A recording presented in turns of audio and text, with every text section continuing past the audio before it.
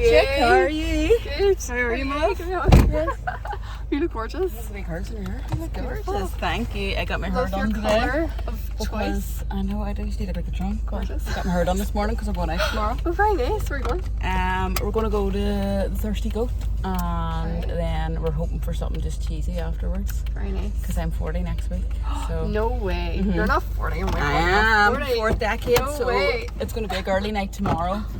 We wanted tickets to the Empire to like a 90s night, and how good is this? Right. Like the way I described it is You direct me, by the way. 'cause it's like amazing here. I know it really is, and there's the road I went as around well. like twice. Did you? I know it's a Probably nightmare. seen me.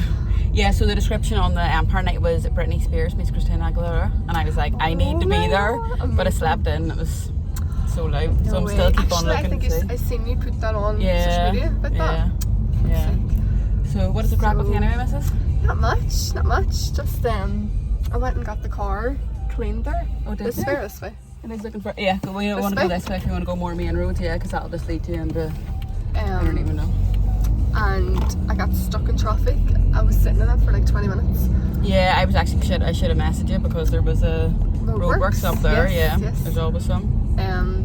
But yes, I think So the last good time to I seen have you you. was the, it was Happy Face, wasn't it? Isn't that how we like and then originally... Lomi afterwards. Yes, it was Lomi, Yeah. yeah. That was But it that's how afterwards. we connected, wasn't it? Yeah. Through Happy Fest. Yeah, because of the water. Yes. Are you still behind doing the water? Not really. Yeah. I mean, obviously, if anybody wants Yeah. to like get one, And are you come going to to go me, to but- the Happy Fest this year? no, not going to do it this year. Are you not going to do? Are you going to go and enjoy it though? Yes. Yeah, Of me course, too. yeah. Are you Yeah. doing it this year?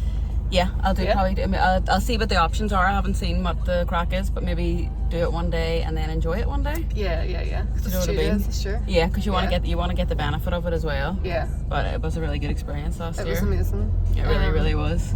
Just one more time. Which way am I going? Because I want to go Um, where we can like kind of sit. Is there anywhere? Yeah, like a your car park's Tesco down there. Yeah, here? do you want to go down there? Down this way. There's actually one just Am I going straight? down there. Yeah, if you want to get in this lane here, This lane. and then not this Not left, this one, but the next one. but the next left. Oh yes, so happy days. There's that wee Parking car down there. park there. Yeah. Happy days. So yeah, let's like get into your life and like. Oh God, I was your thinking about whole- this, where do you going. even start? Oh God, I don't know. I You know? could overshare for days, and I am such an overshare, and I was like, I love it. No, that's what I try to have love some about your control. Instagram though. Yeah, Like whenever I seen your Instagram during Happy Fest, yeah, I thought she is so like raw and real yeah, on social media. yeah. I The way kind you of do spoke. what I like to see. Do you know what I mean? Yeah, Because I yeah. just think things are so exhausting lately. Just like, and sometimes whenever you're feeling low and you're just watching, and obviously it's your responsibility how much you watch. Yeah. But like we are addicted. Oh, like I know it's a generalization, but we are addicted. I know I'm Totally. 100% addicted to my phone, or just addicted to distraction in some levels. Yeah. And I'm scrolling and I just see all this fake shit. It really annoys me. Annoys me too. And I just think being like authentic and just, Yeah. I mean, obviously it's not oversharing, it's not being overly vulnerable for the point of it, but like just actually Yeah. being real rather Yeah. than all this like fake shit. I just couldn't be Yeah. bothered with it. I really couldn't. And I think you can really see when people are being fake, but the energy doesn't lie. It's not like you can just know when someone's not being themselves. Yeah. And it's not even like they're being. It's not even like they're being like a fake person in general. Yeah. I mean, sometimes there's like a motive if they're like promoting something or things. They get it. Yeah. And a lot of the time it's my mood about how I'm going to consume it. Yes, I'll either be yes. like, yeah, fair play to them, or I'll be like, I know. oh. Yeah, I'm like that too. Yeah, totally. It That's what's depends so on my mood. In some moods, I'm just going. And always when I meet the people in real life, they're always dead on. Yeah. It's just like how they present themselves on social media and what mood you feel in. Yeah. Do you know what I mean? And then totally. it's like, yeah. So Like you're more engaging when you're in like a good mood or something. totally. And then you're like commenting and liking more. Totally. That's so weird. And like I shared lately that I was like, your I've just coffee been as feeling. well. Which one is it? This one here. Thank you. Flat white? I've been rationing myself because I didn't want to like have. I was like, no. So Hold such out, a bring hold me out. one. I know. Yeah, I find I've been so irritable lately. So whenever I'm watching things, it can just trigger me. And because obviously I'm talking primarily to women a lot, like doing massages, things like that. And I feel like so many of us are just feeling really off whack, like really out of kilter, strange, you know, like the common themes that I've been, and I mean like this is about 80% of the people I've been interacting with have said they're unfulfilled, they're fed up, they don't know what they want to do, but they know they're not satisfied. They're irritable, they're just feeling confused. And I just think there's got to be something in that. Like, why are so many of us feeling like that? Feeling like that. Yeah, like, this is like, it's literally, I wish that I'd actually had a show, a candid camera of everyone saying it, because the compilation in the past, I'd say about 6 weeks, the compilation I'd say is up to 100 of the people that have said this, and I laugh because it sounds, but I'm just like, you're not alone, because every fucking time everyone feels like this, and I'm like, you're not alone, and they're going, really? And I'm going, no, we're all feeling so fucked up, and I don't know what it is. I wonder what it is. I don't know. Like, one of my favorite things I learned back in sociology was like, see the strange and the familiar, and it's like, why are we all feeling like this? There's gotta be something there, like, I don't know.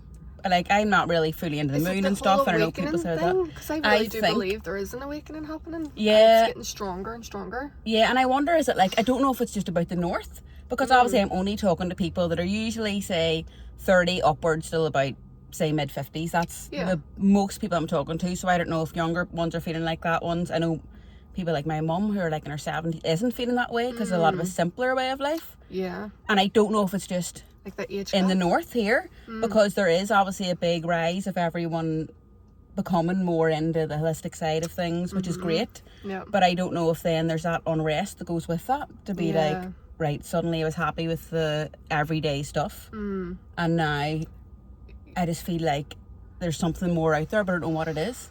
Yeah. Do you know? I think as well, it's the social media. And obviously it's not to blame completely, but I do think that because we're on it all the time, we're starting to like subconsciously compare our lives and think we have to be something or do something like magnificent in life, or we're not anything. Totally. Yeah. And like, it's in our head.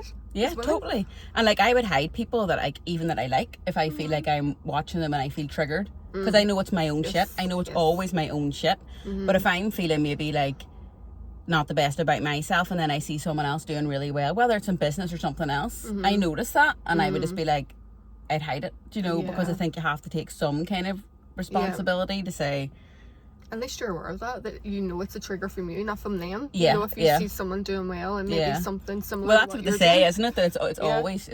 It's always your shit. It's like a mirror. Like, you're triggered because of some reason, and I definitely know that, you know.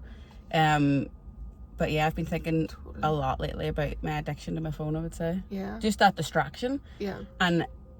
Or I'd love a glass of wine, or just like watching Love Island, or anything that's distraction. And I've been thinking more like, what are we all distracting ourselves from? Like, what's there if you stop distracting? Do you know what I mean? Is it really uncomfortable? And then on the other side, it's something class? Yeah. I don't know. No, I think it's that. I definitely do think we're distracting ourselves from something that's either like we need to see it, like we need to uncover it. Yeah.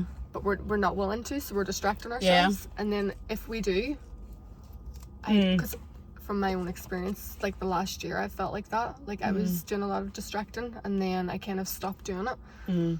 And then so much was like coming at me, do you know? And then you want to filter how much comes at you, because you're like, I don't want it all. Do you know? Yeah, like a wee bit at a time. I can handle. Yeah, and in our generation, in our world, like, distraction is in abundance. Like, a distraction is everywhere, so it's so easy just to live your life on like that numb surface level. But like, that was just, it's hilarious, but also it's not. But there's so many, and I don't know about men, do you know what I mean? I'm mostly interacting with women, but women are feeling like that. Yeah. And I really hope there's something on the other side of it that's coming. I hope it's like this massive like brew that then, don't know, some crazy shit's gonna have to happen first. We're all gonna like become like some mad like rebellion. I know. But something's gonna happen. Yeah. Something's got to give. It's like, I know what you mean. Like something's brewing. Because I find myself a lot more irritable in the house with the kids and things like that, you know. And then part of that's from like renting a new place and starting that, and then like I think your mind can only go on certain things, and sometimes the kids are but that's the thing. Actually, this ties in really well, because that is women aren't meant to do it all. I really believe this. Like, we're not meant to do it all. And this is where, and nowadays with like the economy and how expensive it is to live, and it's forcing like women, not even forcing, I know there's women who want to go out and like become, you know, real super successful in their careers, and it is there, but there's there's that, it's trying to find that balance, and I think we're doing it all, and we're trying to stay afloat. Yeah. And that's where it could be coming from too, you know, like deep down, you know. I think you're spot on. It's like, you're trying to do it all, and it's a complete myth. Do you know, it's a complete myth, because I find that, like, sometimes I go, should I just give up work? Because I feel like it's the only way I can be a present parent. Yeah. Because I find it really difficult to sort of come home from work and be thinking about, right, you know, because you're self-employed, you're trying to think about where's your next avenue, you know, going, and you have to always keep it, you know, interesting for people. But then I'm like, well, that's taking up a lot of my mental energy, and then the kids are wanting something that's so simple, and I'm like kind of batting them away, and then I'm feeling guilty about it, because you're supposed to be the good mum and all this shit. And like, I find like my husband would be quite good, that he's self-employed too, so we kind of like share the school pickups and things like that. Right. But it was a day last week or something that I felt so guilty again about leaving early for work, and then I was like, no, I don't feel like, and I know this is so generalising, so I'm just going to talk in my house, I don't think my husband would never feel guilty about going early for work, because that's just the way it is. Yeah. Whereas I'm going, oh, I feel like I should be there for the school runs and things like that. You know, it's difficult. It is. And then you bring in like how women's looks should be into it as well, and it's just like, like we're constantly trying to like manage everything. Yeah. All the time. Yeah. But then who's asking us to? I know. Do you know what I mean? Is it us if we created our own shit? Because I don't think anyone's actually saying. It's just it just seems like everything's quite loud at the minute. Yeah. Do you know? Loads of noise. Yeah. Because how many kids do you have? I have 2. You have 2 and what ages are they? 4.5 and 2.5. Yeah. So 2 years apart. So it's still quite like full on, and you're not that it ever doesn't get full on, but like definitely at those ages that's full on. Yeah. And I'm really glad that I'm like at home. Yeah. With them. Yeah.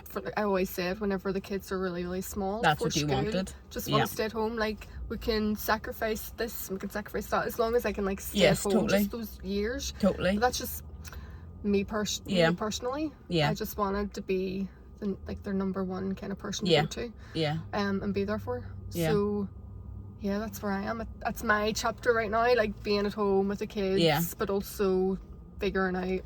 Yeah, feeling that like from, kind of, you know, because although your youngest is 2.5, you're still not far from like that nursery stage and things like that, and sort of going, where's next? So what's next? Yeah, that's where I am. Yeah, it's interesting. And you've got 3 boys. Yes, so I've got 3 boys. Mom? A total boy mom, and I am a girly girl. Right. You know, I really am. So that's difficult, because I've got a 12-year-old, and then he's 11, and then 8-year-old twins. That's right, twins. Yeah, so it's boy central, and even our dog is a boy.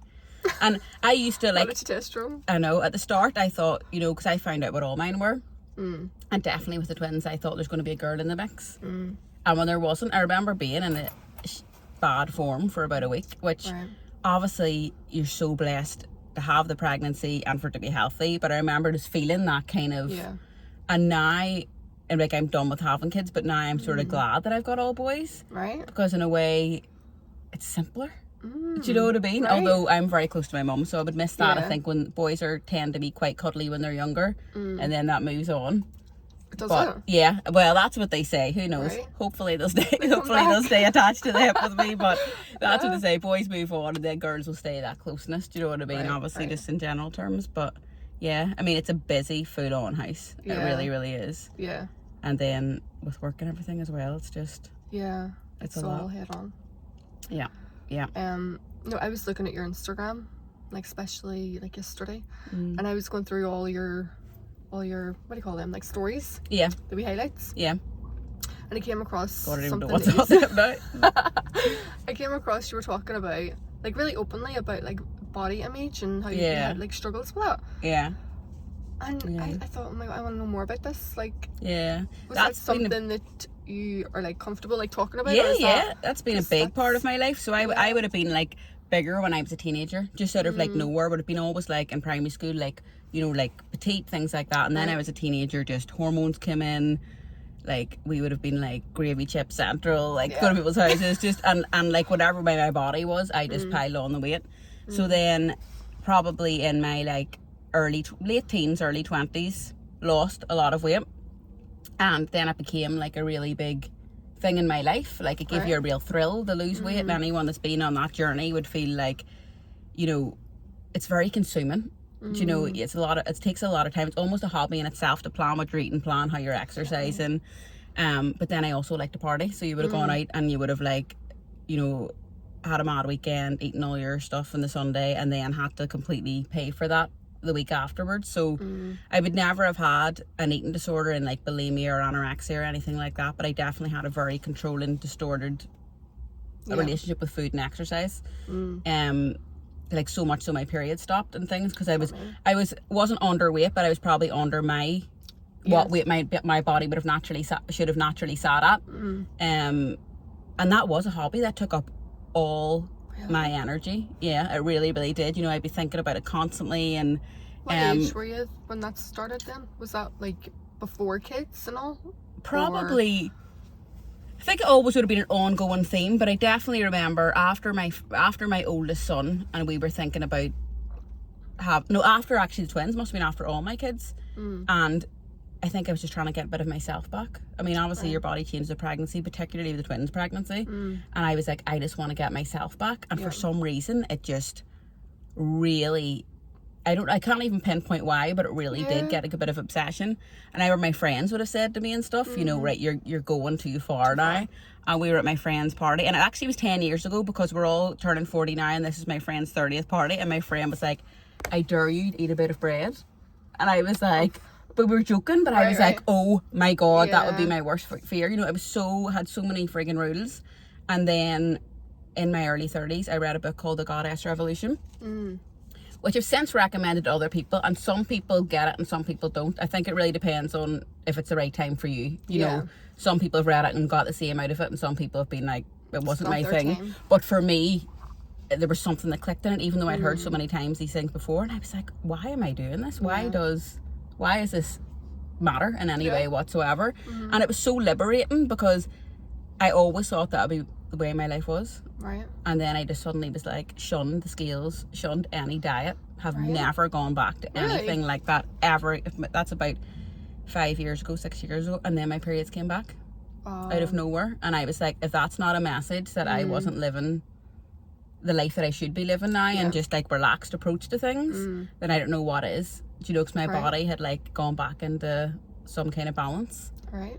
And then from that, if you think about how much time you spend like thinking about your diet and thinking about this, I had like so much space that I was like, what am I going to think about? And that's when I wanted to start training as a holistic therapist. Right. And I'd never thought about it before, ever, until I'd stopped dieting. Right. And then suddenly I just had so much other time, and I was like, you know what? So. And was it like a light switch? Did you just decide one morning, I'm going to stop like looking? It was just reading that book, and I think I was just, you know what? I remember I'd signed up to various personal training things, and there was one that was particularly grim, right? And I was like, oh, fuck, it's written out every single time of the day what you're eating. And I remember going on a bank holiday Monday, and we were in Lady Dixon or something, and they all got an ice cream, and I didn't. And I sat so miserable. You know, so miserable, because I knew if I'd had the ice cream, I would have been upset at myself. But I also was like, this is so shit that I'm sitting here today that's supposed to be fun. And I think that pushed me as well. I was just like, no more. I'm not looking back.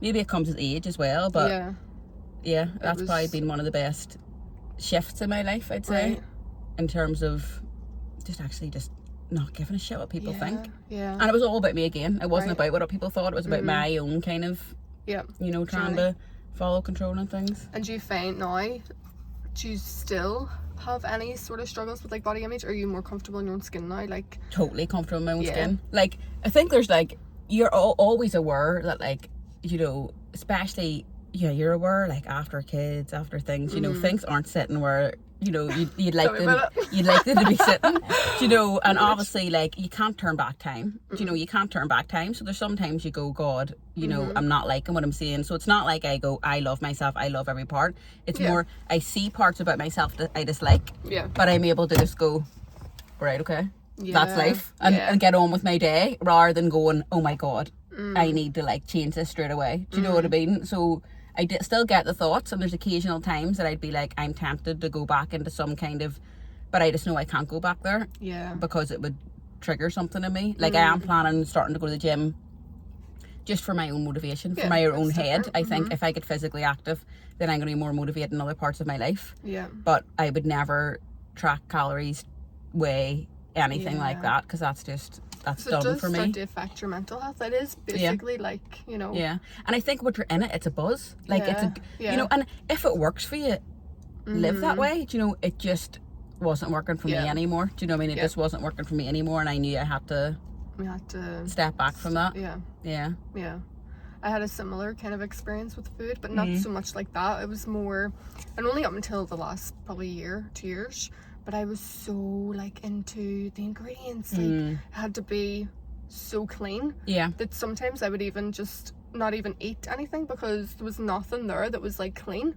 Like, you know? Because like the water thing as well, because that was like without any additives and things like that, wasn't it? Yeah, so I got really, really in my head about like just food. Like everything's toxic, everything has chemicals in it, everything is like dangerous.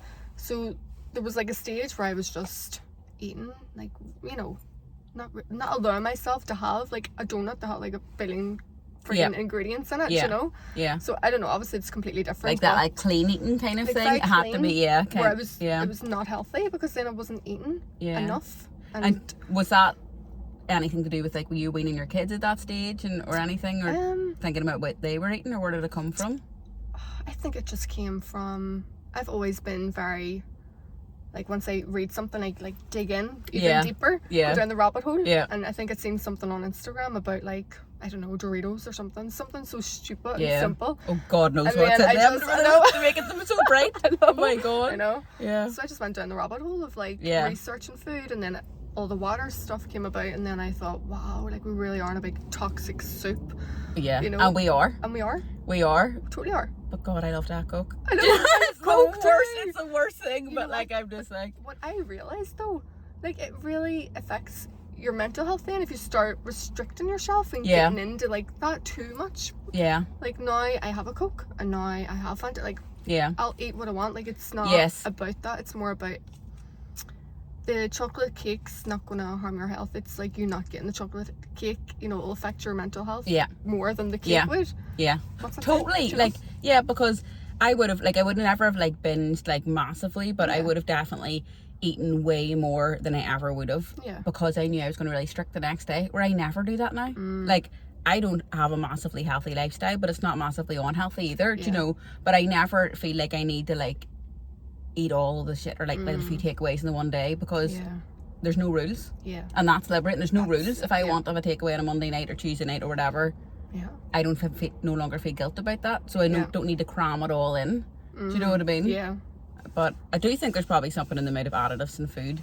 Yeah. But I think you have to stop like balance. Small battles at a time. Small battles at a time. Do you know what I mean? Of trying to be. Yeah. And some days you're not going to win. Some days you're going to need that Coke or. Yes. You know, I'm always trying to use natural deodorant, and I still haven't done it yet. And I'm just like, all stuff that I know is like small things, but you just go, you only do what you can, and that's what I'm learning now. Like, I think your mental health's more important than all that in the end. You know, it is for me anyway.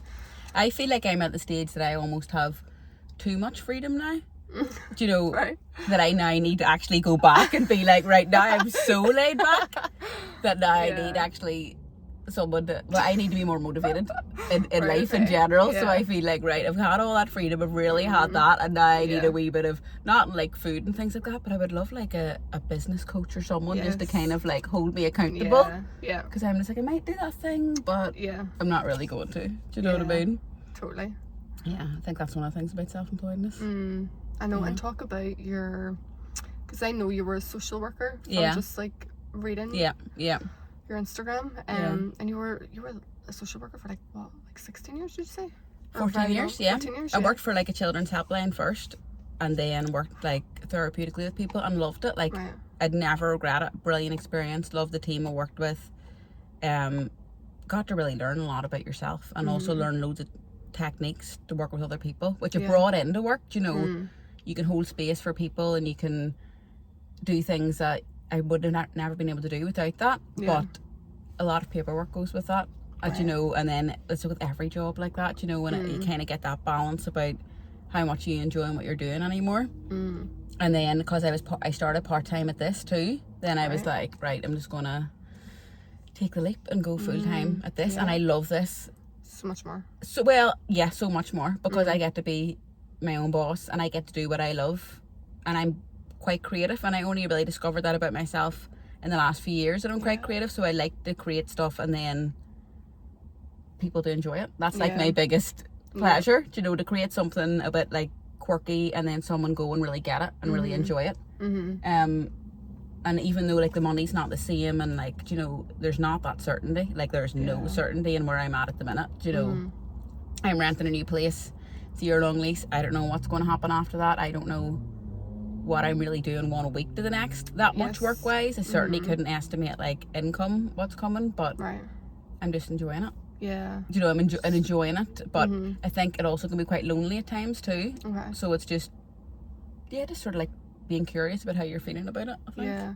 And what led you down to like holistic therapies? Because it is very, you know, was something happened in your life, like no, it's just such a weird, and like I think that like all the big decisions in my life, I feel like there's been no reason for them. They've just almost happened because I'd given myself up to it. Yeah. Does that, you know, like I didn't even particularly enjoy holistic therapies.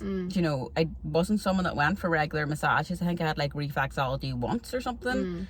Didn't really ever. I don't know. I literally remember sitting on New Year's Eve and saying, I'm going to do like a bit of empowerment coaching with women. Yes. Because I would have worked with a lot of women in difficult situations in my job. And I would have been like, I think I could do this. So that's what it started off like. And then gradually it was like, I think I might training Reiki first, like not all the way up, but a bit of it. And then I trained in reflexology. And then from that, just everything just kept on training in different things, and then realising that how much you love something. Yeah. But I'd never, like even when I left my job, I never got a, yes, this is the time to leave your job. You're financially stable now. It was just like, I've handed in my notice. I'm almost watching myself do it and going, why am I doing this? Yeah. But I felt like it was right, so I did it. And then I have a really good setup out my back, and I thought I'd always be there. And then because we had a dog that was causing this, like being really noisy and wrecking the house, Frank, that it just drove, he just drove me to that, like, I need out of this house. And then Kira put up I'd said I need a room to rent, and Kira said I've got a room, and I thought, I won't go there because it's too far away. Went down to see it and was like, actually quite like it. Yeah. And then it just all happened. Yeah. It's just weird that things happen when you just give yourself up to it, definitely. Rather than sort of your mind kicking in can tell you things and make you doubt yourself. But sometimes you're like, this is what's happening. Yeah. And your husband built your pod out the back. He built the pod, for your like all your different. Yes, and I do like that. Like that will always be my baby. It's good to have that, and like during school holidays and stuff like that, I'll need to still work from there. Yeah. I still like that, but it's good to have somewhere more central as well. Yeah, just getting the balance of things. Yeah, it is getting the balance. Yeah. And do you, like we were speaking about in the start, you know, that balance between being a mum and work. Do you find that that's probably one of the hardest things about being a mum, like getting that balance of trying to do the work and also be like a present mum? Yes, totally. I think that, you know, if you were able to work, say, I don't know, a 40-hour week or something, guilt-free, and then come home, I mean, it takes a while to process stuff after work. So I think it's more about, if I could be more present when my kids are there, that would be easier. But I think it's not being able to turn your mind off. Not necessarily you're not in the house, but when you're in the house, it's harder to turn your mind off, to actually be like, I'm fully going to focus on you right now, and turn off all the 50 different things I need to do in my head. And that's my struggle, that I find that hard to turn that off. Switch it off. Yeah, like I might come in and I'll be like, my ideal is to sit and relax with the kids, but then I notice there's mess in that corner and there's mess here, and then there's a night out and I don't have something to wear, and then I feel guilty because I haven't visited my mum or all this stuff, and I just literally and I go, where's my phone? To like numb myself and just like look at my phone and just that's it. Yeah, that's literally what happens, and it's like, why can't I just be in the present moment? So I feel like 40 will be magical. And then I'll suddenly become all these things and like put down the phone and relax and things. But I remember when that group we're in, when Kieran said about when, yes. You know, I was like, that really helped me, because there was one time I was going out, but I felt miserable because the house was just such a wreck, and I just was like, this isn't important. What's important now? Yeah. Do you know, this is not important. You can't do all the things. So and I find if you take yourself out of it, it's so much more freeing. If you take yourself out of the room, or if you take yourself out of the situation, then you can actually just concentrate on what's right in front of you.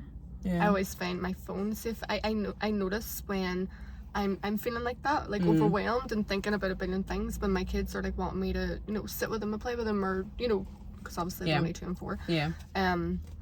But I notice now when I'm feeling like that, I know that's not like a big cue for me to like put the phone somewhere where I'm not going to touch it or look at it. Put it on like what do you call that? Flight mode. And just not look at it. And see, when I do that and I go into the living room and I sit down with them and I just tell myself, right, give myself to my kids, you know, because I mean, like, I think that's the most. It's the most important thing. Yeah, I know. Really get down to it. It's so like they're just wee innocent wee things, and you know, they just and small want things make them happy. Totally. Like, I remember, and I started seeing my kids do it. I remember when I was younger, and if I was watching a TV program and my mum, or usually my dad actually, if he came in and he sat down and watched it, I'd be like, I'm all biz.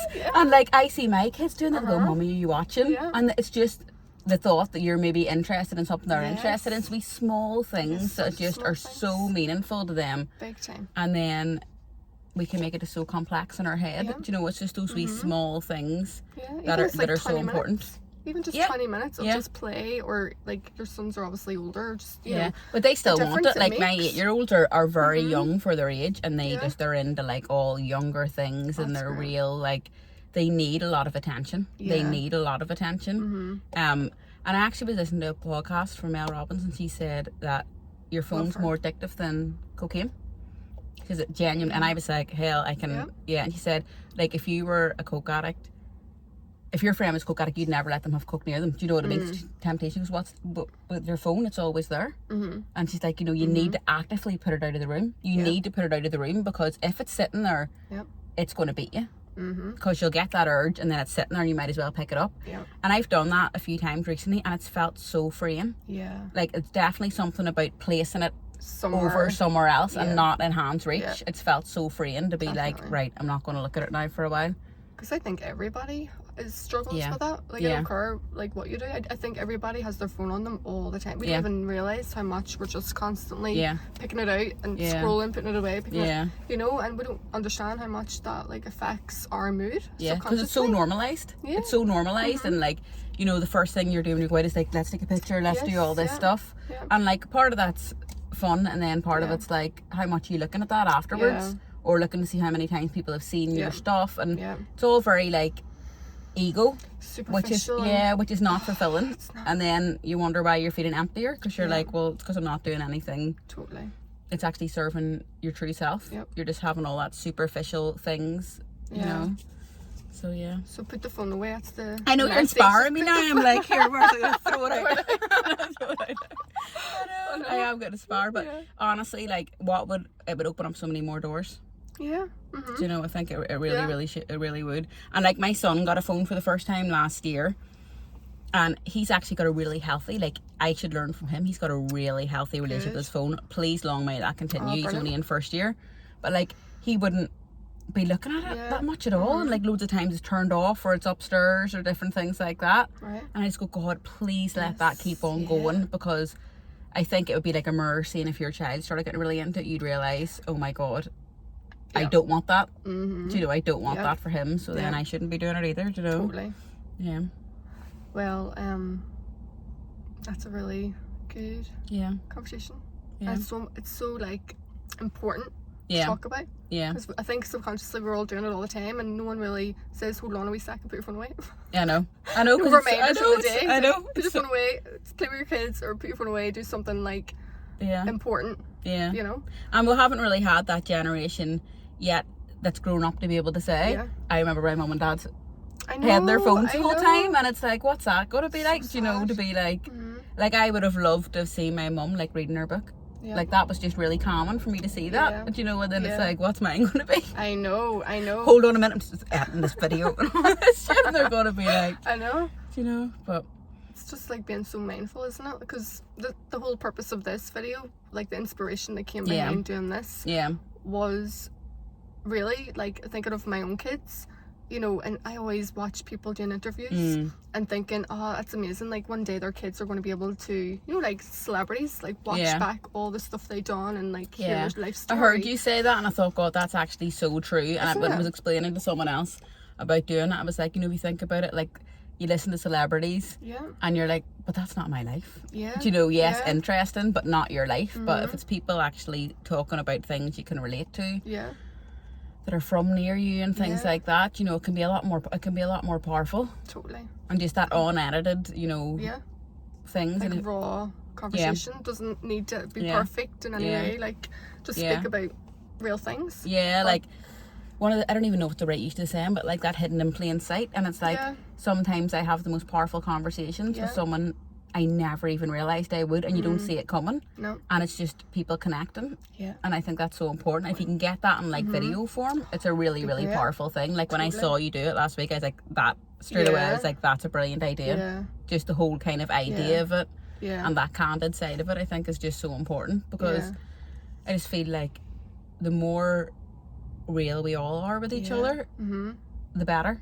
Definitely. Do you know, and the more real we are to ourselves, I think, primarily as well. But the more you see people go and listen, because I was actually saying this to my husband last night, you know, whenever people say, you know, if you're feeling low, talk to someone. Sometimes I think the problem is that not everyone wants to listen. Yeah. Do you know what I mean? It's like there's a next step to that, because if you're feeling like low and then you choose to share with someone and they're maybe too much in their own head or they can't hold that emotion, then it's actually worse for the person. Totally. Do you know? So I was just being like, you know, the more people are kind of being open about their own stuff, obviously depending on how comfortable they are with that, the more that other people sort of go, well, I'm feeling like this, but I know that I'm not alone. Yeah. Do you know, that's why I've really enjoyed telling women that have shared with me recently how out of whack they felt, that I'm like, you're not alone. You're not weird. No. And they're like, oh my God, thank God. And I'm going, no. I said, I'm telling you, we all feel like this. It's just some really strange thing, you know. Yeah. And then at least it gives a wee bit of kind of company to it. Yeah, I think women too, we're so complex. I think men are like black and white, whereas we are so complex that I think our journey in life is, and not to put men down, I'm not doing that or being sexist in any way, but I do think our journey is so much more deeper. Yes. Oh my God, it is. I think hormones, your journey to pregnancy, your pregnancy afterwards, how your role in society after you have babies, and once you're sort of past your prime, about how you then identify with yourself. Do you know what I mean? It's just so complex. Isn't and like I'm sure men could do a similar thing and tell us how theirs is, but I just think it's a lot more complicated, and especially with like the female load of like carrying all the stuff.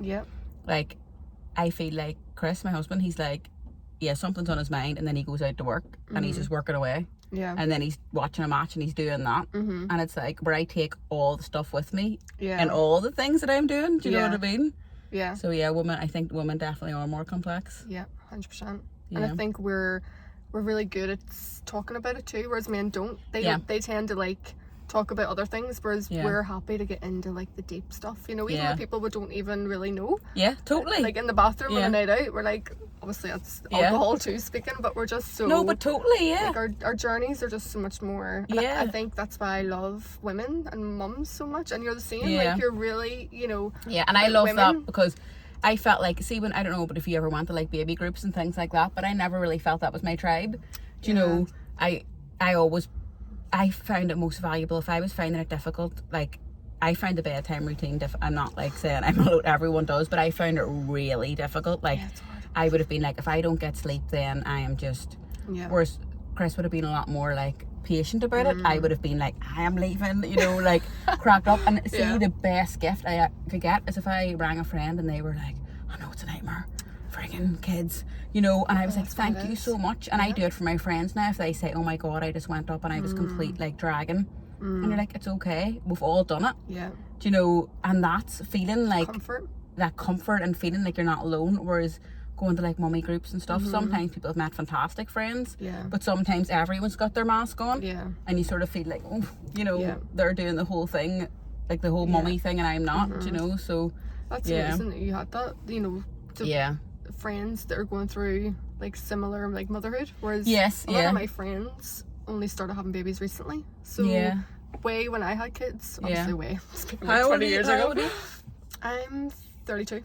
33 in September. Yeah. So like a lot of my friends weren't, you know, in that sort of phase. So I felt very alone in the beginning. Like and I think that's I think that's look, when I had my first one, none of my friends were, because I was 27 I think when I had my first one.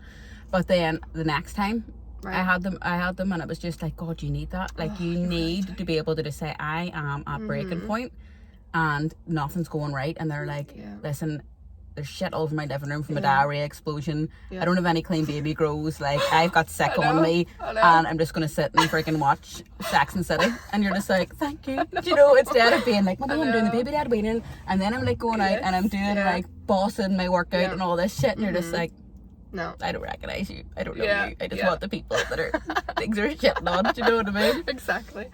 No, I just want. I'm like that now with friends who are having like babies now. I'm like annoying them almost, saying like I know what it's, you know, trying to resonate with them to know that they're not alone, like, because it can, you know, be lonely, and I've said that in the other video. It was for me at times, you know, feeling massively like lonely, you know, help at times, you know, because you just kind of go through, it's massive, a big shift in yourself, and you feel like, did you find that, you know, from before you're a mum obviously, and then when you become a mum, all like the change that happens for you as a person? Like, did you struggle with massively? Because, well, my first wee one, he was premature. He was 7 weeks early. So the first 3 weeks he was in hospital, and it was like he was a much wanted baby, and then we wanted him home, but it was a really weird start to motherhood, because you were a mum but like he wasn't coming home with you, and you had to like I changed his first nappy through an incubator.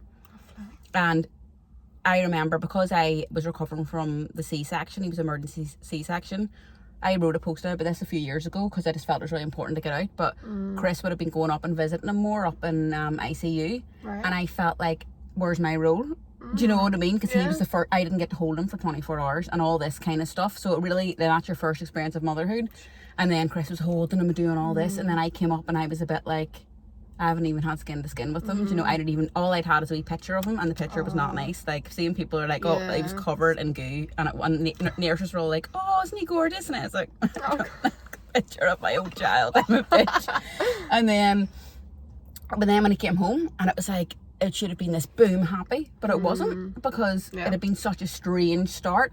And I felt like everyone wanted me to be happy. Like, isn't it great he's home? And I was like, I'm not unhappy, I'm just not feeling anything. Do you know what I mean? And it wasn't postnatal depression, but it was definitely, who just am I? Like, I'm a mum now, but like, I'm not feeling all the happy feelings you should be, you know.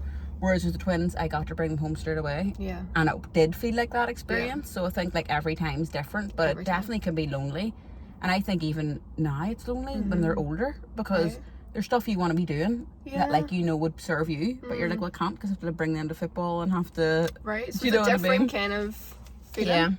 Like, do your two get on and things? Would they sort of entertain themselves, or they would, you know, fight obviously, and like in between them, like one of them has a toy, the other one wants it, you know, that kind of thing. So but they're good kids, like they actually are really good kids. And it is actually quite a good age difference for that as well. So they'll be good company, hopefully, growing up as well. I know. And did you know you didn't want any more after, like, did you always set out to have like, so like I had a lot of miscarriages. I had about 5 miscarriages, so I had a lot after that. And I think there was always like, because my periods had come back, I was suddenly like, whoa, do you know? And I think there was always like, I think I could handle another one. And then it just, well, it was never working out, you know. And that cycle, if anyone's been through it, is exhausting, because you're getting the test and it's positive, but then you know you've had a miscarriage before, so you're like, I can't run away with it. But then part of your mind's going, and there's these digital predictor kits, and they're the bane of my life, because they say like 1 to 2 weeks, and then it will go up to 2 weeks, and then up to 3 weeks. They're 20 quid each, right? Well, maybe you can get like double packs now, but they were dear, and I would have been like, if the numbers go up, then that would be, then the pregnancy's going to be okay. And it was just like my life, instead of standing on the scales, it was consumed by these friggin' pregnancy tests, and then scans and all this stuff. So eventually we were just like, I can't do it anymore, because you can't live in that constant, because it was taking me away from how amazing I had it. Like, I am lucky. I've never lost sight of, I'm lucky to have the kids that I had, but you should never have to justify if you wanted another one. But then at the same time, I think I just had to call time in it to be like, look, this is an ongoing issue, and I'm not prepared to sort of dedicate my whole life to it, because then what am I going to miss with the boys' lives? Do you know what I mean? So I just kind of made peace by going, like the last one was last year, and it's like, that is it, no more. Do you know what I mean? And I'm happy with that now, because you sort of go, it's like almost like putting your phone in the other room. It's like, once you decide that's it, then you actually feel freer, rather than going in that cycle all the time, like entertaining the idea and and going maybe, because I think a lot of women would say, I don't want to fully root it out, even if they'd never planned it. It's kind of, you're just like, oh, never know, or and then now I'm like, no, definitely not. And that's quite freeing in a way, because I'm like, this is the next stage of my life. Like, you close that chapter, that chapter. Took me a long time to close it, but I always thought like another one would be nice, but I never felt unfulfilled. Like, our house is mental. Like if someone saw my house in the mornings, they'd be like, you're so lucky you don't have another kid, because we're all on the verge of a nervous breakdown, like losing stuff, screaming, can't find ties, like forgetting lunches. Like, our house is full on. It's a busy house, and I don't feel like it's an empty house in terms of like something's missing, but something extra could have been added, and it would have been lovingly thing. But you know, things happen for a reason, and I think that it wasn't our path for it. You know, I was meant to have the 3 boys. That must have been tough. It was tough, but I think that, like, to go through it once, but I mean, so many times, it was a lot. Like, wow. And like, miscarriage isn't straightforward in terms of like, it's not just necessarily you go and you have a bleed and that's it. It's like, you might go for a scan and there might be a heartbeat, and then it's like, but it's not quite the right size, so I want you back next week, and it'll be this long drawn out, like, and you always live in hope. You're always a bit like, oh, maybe I'm the person. So you're all like on the mum's net forums and the babysitter forums, like saving the ones you like and dismissing the ones you don't, and then the actual process is quite difficult, like, you know, physically, and hormones, everything, you know, and it's just like, it's a lot for a woman to go through, you know, a lot, and quite lonely, even though there's great, like, there's a, what's it called, the worst girl gang on Instagram, and it's all about miscarriages, and a lot about sort of how it feels, like if someone else has announces a pregnancy and all these things, how that feels. And I would have quite a lot of clients that would have gone through that, and I would always share with them a bit. You know, obviously it's mostly about them, but just to make them feel like they're not alone with it, because it can be a really, really isolating time. And I think that no one understands us more than someone that's been through it and just been, listen, I see you. You know, I know all the crap parts of it, you know. Even just, you know, obviously don't want to get too much into it, because obviously it's a very sensitive topic, but even just like having to go through that, like the whole, you know, birthing part off, you know, after it, like when we think of like miscarriage, I think it's just like you kind of put down the toilet, or, you know, that's exactly, think it is, and then there's really, so much, you know, it's deep, it's just and sometimes, like, sometimes you're obviously your most vulnerable, and like, then you only find out how many people have them until you go through it, and then people go, listen, you know, even the people that aren't necessarily that open, they go, listen, I've been through it too, and you know, you're just like, oh my god, have you? You know, you just that I remember the first time it happened to me, I was like, that was the biggest gift to someone to tell me that they'd gone through it as well, especially if you saw they'd gone on to have more kids, because I had my first one before I had any kids, so that was my first experience before I even had any kids, so I was like, does this mean this is going to be the way it is all the time? But yeah, it's just, it's a mad experience, you know, but I think it's just part and parcel about being a woman, like infertility, childless not by choice, childless by choice, you know, there's all those kind of things, and I'm sure every woman in the different groups has their own stories about that, but it's a mad time. And did you always want kids? Didn't you say you always wanted kids, or was it something that you were? I wasn't particularly maternal. Like, I always would have thought I would have had kids, but it was never like, oh, I can't wait to have. Never would have been like, I can't wait to have a baby or anything like that. And then, I mean, it just becomes such a natural part of life. You would never want to change it. Occasionally, I want to be like at an island with like just nightclubs and loads of like just going and free. But like it is lovely. It really is. What about you? Did you always want kids, or do you think you want any more or anything? Yeah, I'm the same. I didn't really grow up like going, I just want a family and kids. Like, it wasn't like that for me either. I always wanted to be like in theatre or dance or something along those lines. But then as I got into my 20s, I just had this. Actually, there was a stage in my 20s where I thought, oh my god, look at this world. Like, I think it was around the Trump when he came into presidency. Yes. And I was sitting there going, is this the way the world is going? Like, this is scary. And to think of like bringing like life and kids into this world like terrified me. To the point where I was like, you know, Johnny, I'm afraid to like have kids. Like, I do see them in my future, but it's scaring me, the idea of like bringing them into this crazy world, because it's just getting more and it is crazy. It's scary, and occasionally I think that's a real thing. Like, occasionally I think, especially if you live in this country, and if you ever hear like the kind of the even sniff of stuff starting, you just go, God, I feel really responsible that I have these kids. And then stuff could be happening, you know, when you do worry. But then if you think about it, like, think of all, I remember I read a post because someone said to your girl Mel Wells that actually wrote The Goddess Revolution, are you not worried about bringing your kids into a world that's so, and she goes, listen, people had kids in the Great Plague or the famine or, you know, there's been trauma all through generations, and kids are constantly being born, and you just have to hope that they're resilient enough to be able to deal with it. And that's where it changed for me. I think I just had that awakening too, that I've really felt, especially my first Nathan, like, I really felt him even before he came into my womb. Really? Yeah, like I just felt him, like he wanted to come through. Really? Yeah. And did you know it was going to be a boy? Yes, like I dreamt of him. wise? Yeah, I dreamt of him. Oh my His God. hair colour, what he looked like dark, and a boy, obviously. And I was only like, 10 weeks pregnant. Really? And whenever I dreamt of him. Yeah. And I just knew. Yeah, you know what he was going to look like. He was so loud, like in the spirit sort of words. Like, he was so loud, whereas Beth was like very quiet, and that's her personality, and that's his personality. You must be really in tune then. Yeah, I think I am. Because there is that like spirit babies thing, isn't it? That like there's a baby there, and I'm into all that. Yes, totally. I believe that. 100%. Yeah, totally. As long as you're silent enough to listen. Yeah. Do you know? And that's the difficulty. Yeah. Do you know? Yeah. But I do think, I think I actually have a book. One of my many books that I don't read. Right. Something maybe about spirit babies or something like that, but I'm definitely into that. Yeah, like, it Beth is. was so quiet. Like, I knew she was going to be red though. Yeah. I just always knew I was going to have a redhead girl. Yeah. Isn't that so crazy?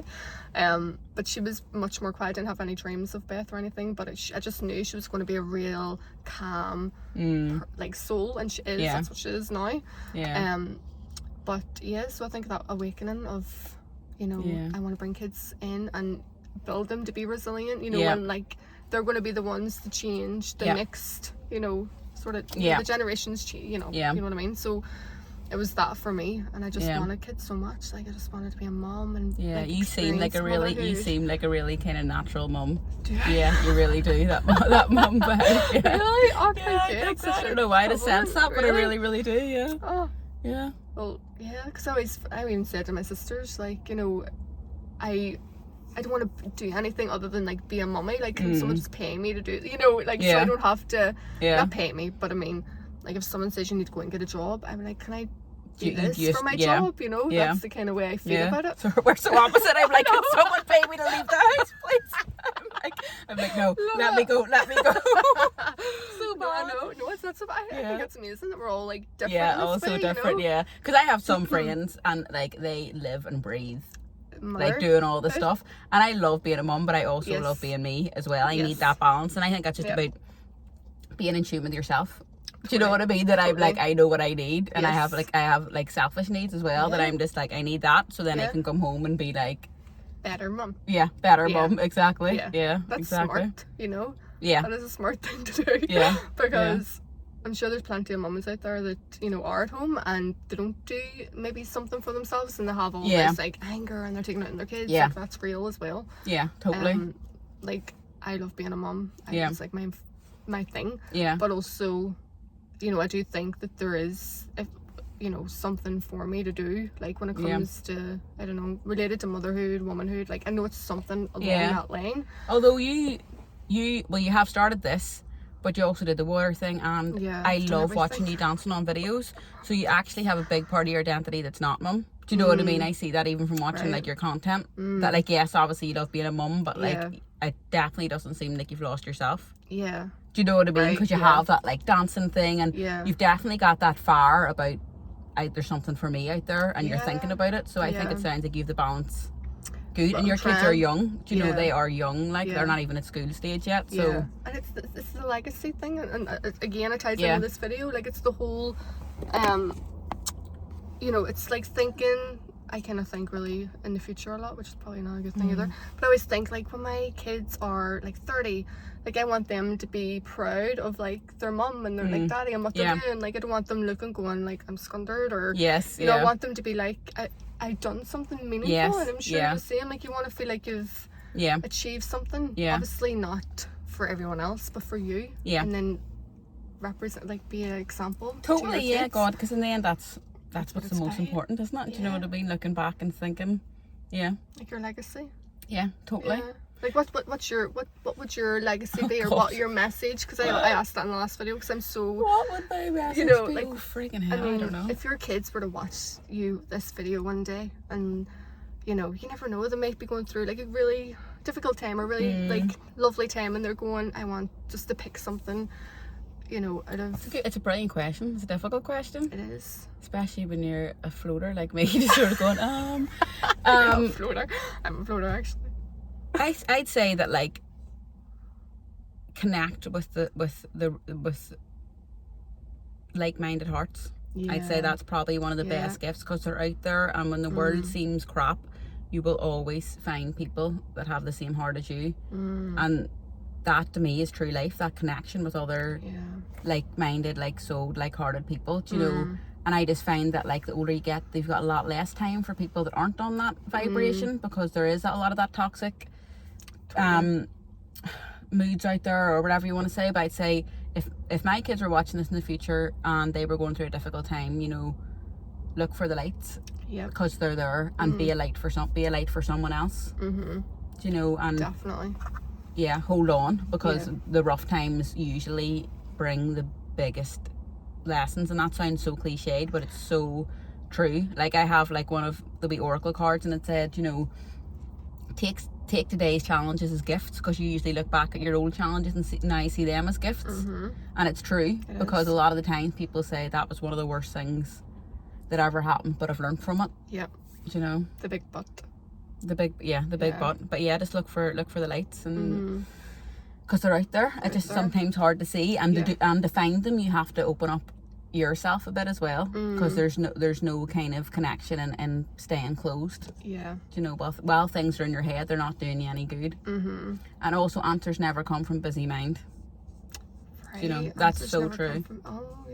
Like there was a book I was reading, and it said the reason why we're all feeling so overwhelmed is because we don't know how to sit in silence. And actually the art of sitting in silence is probably your biggest strength. Now I have not even anywhere near accomplished that. Like I distract, but I do believe that if once you're comfortable in sitting with your own company without distraction, then it will probably beat any other connection you can have once you're truly connected to yourself. But I think in today's society that's extremely hard, extremely difficult, because a lot of the time we haven't, I mean obviously there are some people that have like regular practices of breath work and meditation, but a lot of people haven't. Do you know?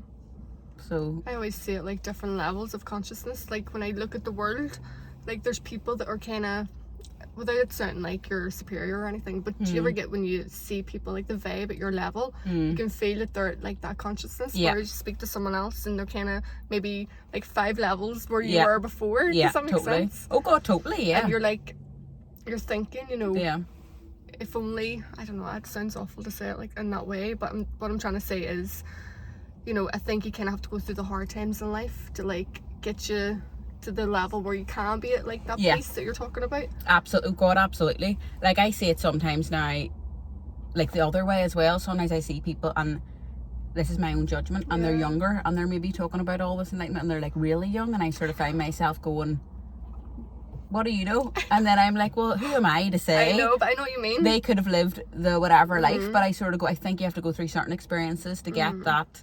And it's also it's a complete blessing to be able to meet people that are on that, because some people haven't got that opportunity, and they've never had that life that's allowed them to think outside the box, so they are in that lower vibration because they just haven't had the opportunity. Yeah. But it seems like more people are getting the opportunities, you know, especially in the north, through things like all the movements going on at the minute. I think there is that opportunity coming, and there's definitely that excitement in the air that people are becoming more aware of things. And like whenever I treat people, I kind of like, I'm aware, obviously you compare yourself, especially when you work for yourself, and you go, God, they seem a lot more like spiritual or in tune or experienced, or maybe they've done all these kind of like retreats and things like that. And then there's me who, you know, and you do find yourself comparing, and I sort of go, if people come to me and they get a really deep relaxation and feel fully honoured, my aim is to fully honour every part of them, then hopefully that makes it relatable to people. Yeah. So you don't necessarily need to be someone that has an established practice in terms of like meditation or breath work, or you don't need to be in tune with yourself. But if you come and you just allow yourself to be fully treated, I hope that that's a relatable way to get into that kind of inner self, if that makes sense. Totally, do you know what I mean? Because sometimes it takes a while to define yourself, and I'm like, I'm not overly spiritual, but I'm more than just doing the basic. And then I'm like, so what are you really? And I'm like, just kind of connecting with someone else on a really nurturing level. That's what it is, I think. It's just a simple, it doesn't need a big description. It's that simple connection, and it's hard to describe, but when you feel it, you feel it. Like if you're treating someone, and it's a two-way process, because they have to be open to receiving too. Most clients are, and then some clients maybe aren't, for different journeys. And also it depends on how I'm feeling that day, you know. But if both people are open whenever you approach the treatment, it can be really magical. Transformational. But not in a mad way. Not like you couldn't even say what something happened. But if you think about like the nicest hug you have from someone, you know, that really tight, and you just feel that. That's kind of what I hope to.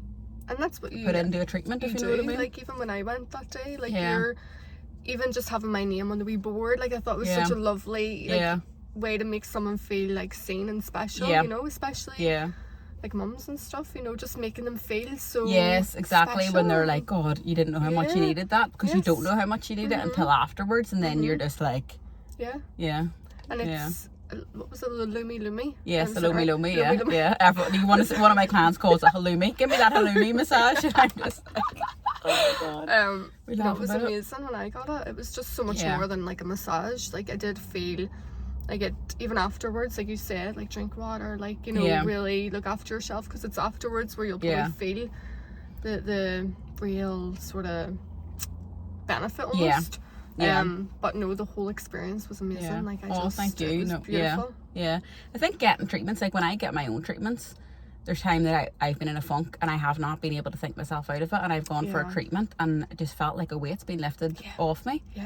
And just so it's literally like that feeling of a weight being lifted off, and I suddenly am driving home feeling so much lighter. You know, so I think it's such an important part of our, not even healing, but like our kind of our well-being. Totally. You know, and we prioritize getting nails and hair and things, which also I think is quite important as well in terms of feeling good about yourself. But the massage, the holistic therapies, whether it's Reiki or acupuncture, massages, anything, it's so important as well. It's so good that you're mainly women, obviously, because you know. I actually do men. Right.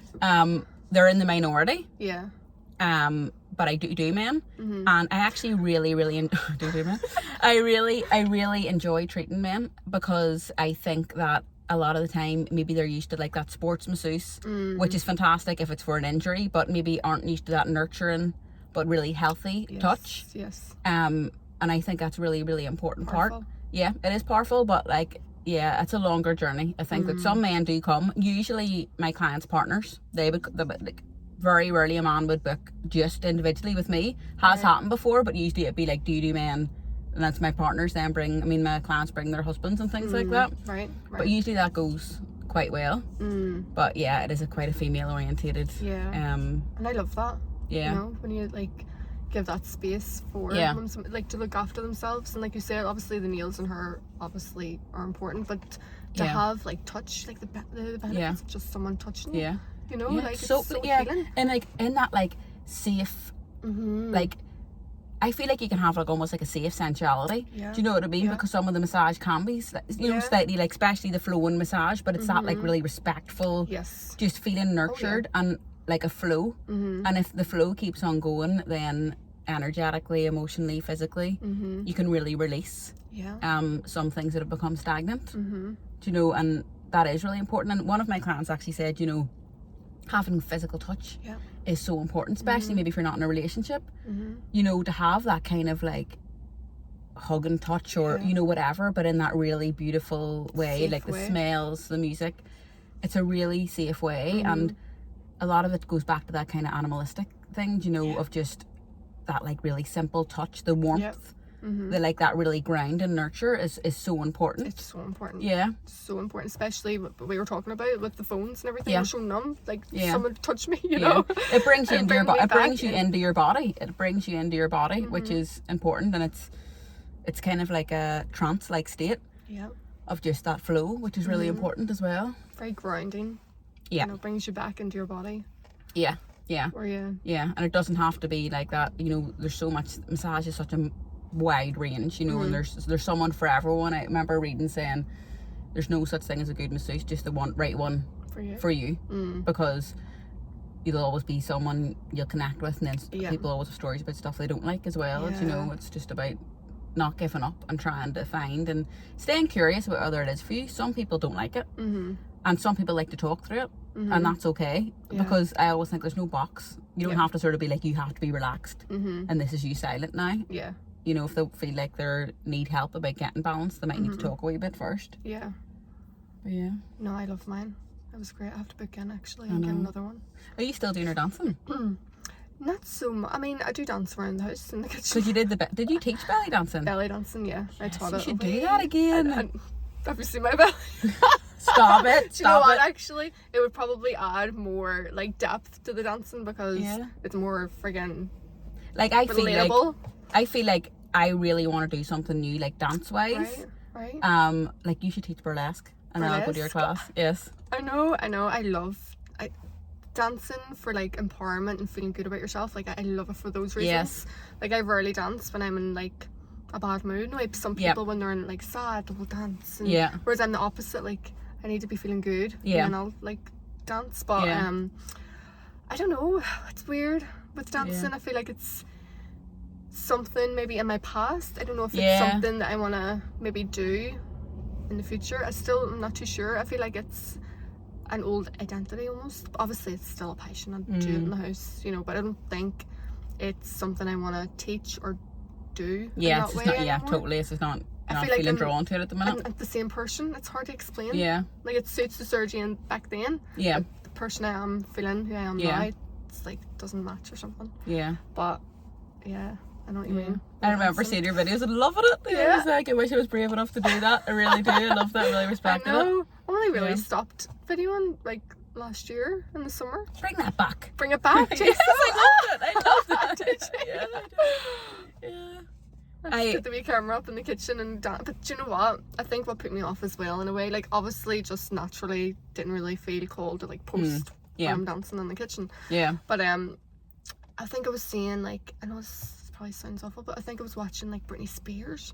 You know, not in this way. Like I was watching her dance in front of the camera, and I was like, you know, God, I hope people don't think I'm doing that. You know, that's awful. But you know, I know what you mean. I know what you mean. Yeah. Obviously, like the whole thing with Britney Spears, like there's so many conspiracies around this. You know, you don't know what's true. But from observing her Instagram, like the way. No, I didn't get the Britney back from your stuff. I didn't get the, but I do know what you mean. I didn't get the Britney back from your stuff.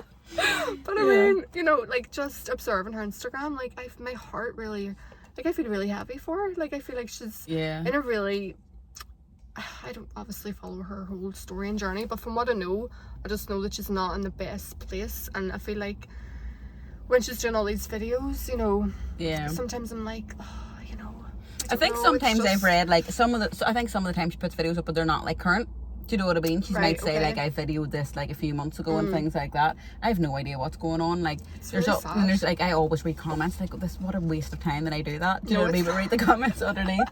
And then there's always, like, split camps that people are like, oh, Brittany, go, yeah, do you. Yes. And then other people are like, you know, Brittany, stop it. Please step away from the camera. Do you know? And then they start fighting within the things. You know, I just think, like, if it makes her happy, that is it. If it makes her happy, do it. Like, she could be doing a lot worse things than dancing. And I suppose, like, isn't a friend to think she's probably not looking for validation? She's probably just like, I have been locked up and I'm good at dance. My butt off, you know. Yeah. But yeah, I mean, definitely sometimes it's uncomfortable to look at, and then I sort of catch myself and go like, again, we're going back to that. Fill her boots. Just let her do, you know, let her do what you think. I think I seen something. We posted, like, she came on stage, Nicki Minaj, but I don't know if that was a recent thing or something. I saw it on Instagram yesterday. Right. But yeah, God knows what's going on with her anyway. Yeah, there's so many different things in that, like, see the whole world. You could speak for hours actually on that, because it's so. I know. Like, it's very corrupt and just seems like. I mean, the celebrity world, you know. Yeah, like totally. I think you could pay me any money in the world. I'd never, ever, ever want to do that, because it's just like your whole life is just completely under scrutiny. Yep. Do you know what I mean? And like your biggest balls up are then like put in the paper, and everyone has their opinions on it. Like, how are they still? Well, some of them aren't saying, but how could they? How would you still stay saying? Do you know what I mean? Yeah. And then trying to protect our kids from it about whatever's written in the paper. Yeah. I definitely would not be. No, it's not my vibe at all. Like, a few years ago, about 5 years ago, I don't know if you know this, but I made a song. Have you seen that? Did you put that up on the group, actually? I think I might have listened to that. That wasn't a fart, by the way. That was my elbow right against your leather. It was like, not a fart. That's the second fart video. And the first video, I spoke about farting too. What's up with the farts? I think I did want to do that, actually, but anyway, I moved there. I was like, oh. Yes. I think I might have heard that song, because I meant to message you to say that sounded really good, and then I can't remember, but I think I did listen to a bit of it. Yeah, so did you release it? Yeah, so I like created the song, wrote it, and like done a video, got a guy to video it for me. Had this whole like. Do you have a video? I need to see the video. Yes. Oh my god! No, I need to see the video. But yeah, so I was in this like sort of path where I was wanting to be famous, and you know, I even like signed up to Britain's Got Talent. Was about to get on the plane, you know, with all this sort of like ambition to like make it. Yeah. And then when I was like driving to the airport, I parked and all and sat there, and then I rang Johnny and I was like, it's terrifying. Like, not that I was ever going to be famous, but even just the prospect of like putting myself out there and like even just getting a wee bit of fame, like, scared the life out of me. It's like, it's not for me. It just felt like it can be very dark going down that road, I think, where I don't know, you kind of have to sell your soul in a way too to get to somewhere in that industry. I think like it's a shame, because like, say for example, you wanted to be a really good actor, you wanted to be a really good singer, because you actually naturally were talented, like, you know, why not do that? But then it's what comes with that. So there's two different types of celebrities: the people that are famous as a byproduct of what they love, and then there's the people that want to be famous, like famous. The influencers, or like going on reality shows and things like that. So they actually are signing up to that. And then there's people that are like, well, don't want any of that intrusive stuff, but I want to be able to act because it's what I love, or I want to be able to sing. Do you know what I mean? And it's that getting that sort of, if you really love it that much, then you can handle like what comes with it. But I think for me, I was just like, do want to go down that route. Like, I don't want people to scrutinize me. I don't think I have that kind of tough skin. Like, I remember it was on one of those radio channels on Facebook, and all the comments underneath, I think someone like commented my nose, and I just was like, I can't deal with this. Oh my god, about you? Oh my god, like, you know, something like about my nose, or I don't know what the comment was, but I remember looking at it going, I'm not like this person that can handle this, because, you know, I just didn't feel strong enough to deal with that sort of stuff. I would never want to do that. Like, I have enough of a fear after a night out, let alone someone saying, criticising you. Do you know what I mean? It's like, oh. So I was like, no, it's not for me. Like, don't really want it. As much as I love creating, dancing, doing all the things, like, it's not my calling. It's not for me. So even doing this, it's like, put myself out there again. But I was like, no, Sardine, Get over that. Dude, I love the idea. I've already made the decision I'm not going to watch it again because then you go, not your one, just this one. I will watch your one. No, like, you're like, all right, thanks. No, I'll watch all those, but not the one that I'm doing. Right. Because then you just criticize yourself and you go, oh, I just talked so much shit. I hate the sound of my voice and all that stuff. Isn't it awful that we do that to ourselves? Yeah, no, it's awful. And I think, like, I would talk quite a bit on social media and share stuff, and some people are like, I don't know how you do that. And it's like, you don't watch it back. Do you know what I mean? You just post it. If it feels right, you post it and you don't watch it back, because then you could start being like, oh God, I said this here or I said that there. And occasionally I have deleted stuff because you're like, I was in an oversharing mood and I just felt like that went too far. Do you know what I mean? I've done that. But at the same time, it's like, it doesn't need to be perfect. Like my camera, no matter what phone I get, clearly it's me's issue, but my photos are always shit. Do you know what? Stuff like that. And it's just like, sometimes it's just putting it out there and just, no one really cares. That's the thing. No one will criticize you apart from if they've got nothing to do with their time. And even if they do, it'll be for 2 seconds. It'll move on to something else. Exactly. Or you're triggering something in them and that's their shit. Totally. Do you know what I mean? You'll criticize yourself. Exactly. And you'll regret it too. And I'm trying to live from this intentional place now. Like, do things for the right reasons. Like, but this wee video thing, like, I'm doing it because it feels really real to me. Like, I'm just thinking about my own kids and our kids. You know, I want something that feels real. Something that's like a time capsule for them to look back on. Something just is existing out there other than all these influencers and blah blah blah. Something real. So that is like, whenever I get a wee bit ahead of myself and worry, like, am I going to overshare? Am I going to look stupid? Or like, who do I think I am? You know, I bring it back to that, because at the end of the day, like, I don't want my kids to live like that, worrying about other people think, and stopping themselves because they're worried about stuff like that. Like, be bold and be bold, brave. Like, and then I think there's something about, sometimes obviously different people have different relationships with alcohol, but a lot of the times women have that sharing connection whenever drinks involved, and that takes away the beauty of the connection, because you don't remember exactly what was said and things like that. So I think there's something really beautiful about having that connection in the middle of the day, in a bright car park, just talking, letting it go, and just you know, letting it go and just being empowered. Do you know? And I think that's a really beautiful thing, rather than sort of saying it and then going, oh, I should never said that. Like, owning what you say and just being like, there it is. Because it is lovely for other people to have that, other mums, women, just to know that, like, especially now Instagram, it's get very like fake at times, and influencers and all these things, like, let us like real people like just talk, you know? Just talk, like, and just be, and then because then it's lovely. The more of that, the more freeing it is, you know.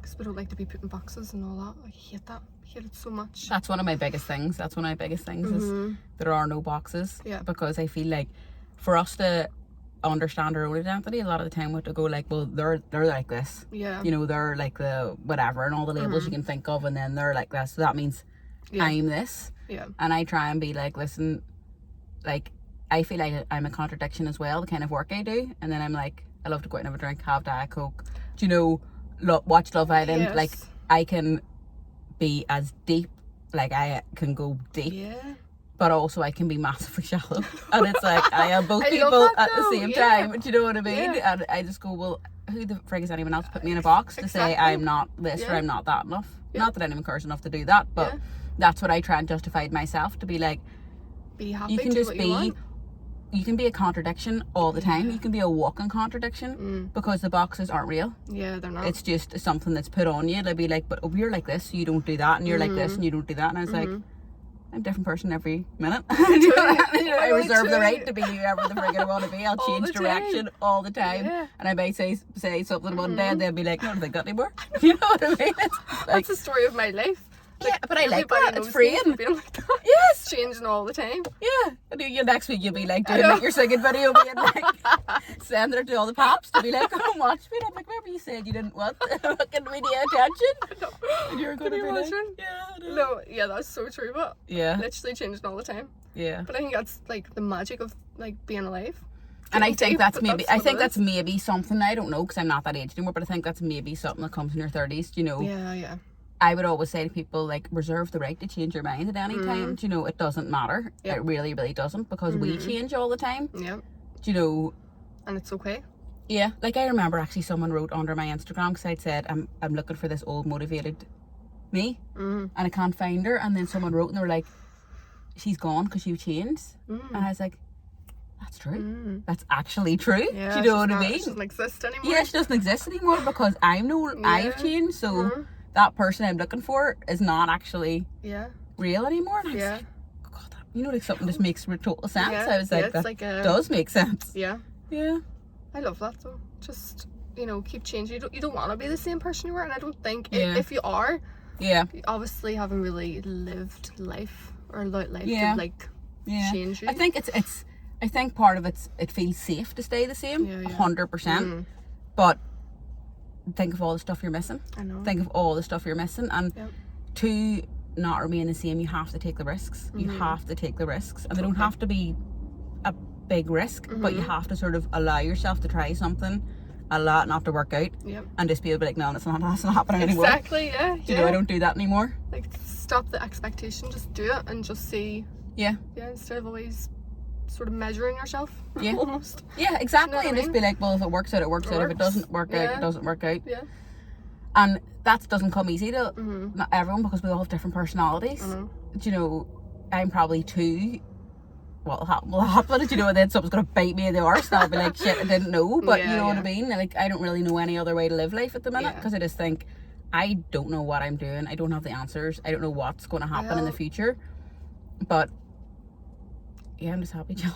Do you know what I mean? I wish I was more like the other day a client didn't come, and I was like, I have all this time to like think about posting something up or doing something. I was like, I'm just not motivated to like think about that. And then I'm watching other people being like 1st of March, bossing it and all this stuff, and I'm just like, I can't do that, because I'm just like, I can't. Do you know what I mean? I'm just so in that like refrigerator of And I think that's so normal. I think that's so, you should be feeling like that, whatever you're feeling. Like, I think there's too much, like, in your face about, you know, hustle. Like, you know, if you're not changing and not growing or not getting a nice water roll every day, you know, you're not becoming a better person. But I think those moments where you don't want to do anything are just as important as the moments when you are doing loads, if you know what I mean. You need to get that balance. Yeah, I wouldn't mind waking up. I wouldn't mind waking up a bit. Like a wee bit of a nudge to be like, get your life together a bit. I feel like I'm very chilled. I would like. You don't seem it, because like, I mean, if you're that chilled, you wouldn't have your business. You wouldn't have all this. Like, I'm in total stress head as well. Like, again, not anything like chilled, but then people be like, if my husband watches, be like, lie, least chilled person ever. And I'm like, no, I'm really chilled. But like, there's different aspects of us all. Do you know what I mean? But yeah, I do think that I could do with a wee bit of like motivation. Like, would have like a business partner or something. I think like a bit of collaboration to be like, I'll jump on. Yeah, so you push me on. No, you're too like me. You'll be like, let's just be today. And I'm like, no, we gotta make money. We gotta actually do anything. Like, maybe today's just chilling out. Yeah, that's not a good idea. But I need a business partner that's a man. It doesn't go through those fluctuations, and it's like, no, same day we move the same every day, and I'm like, but today is not that day. You know. That's so funny. Yeah, I do think it's slightly different for men sometimes. I think they've still got the same asks on themselves, but I wonder, like, sometimes I feel like it can seem easier for men to be motivated. Yeah.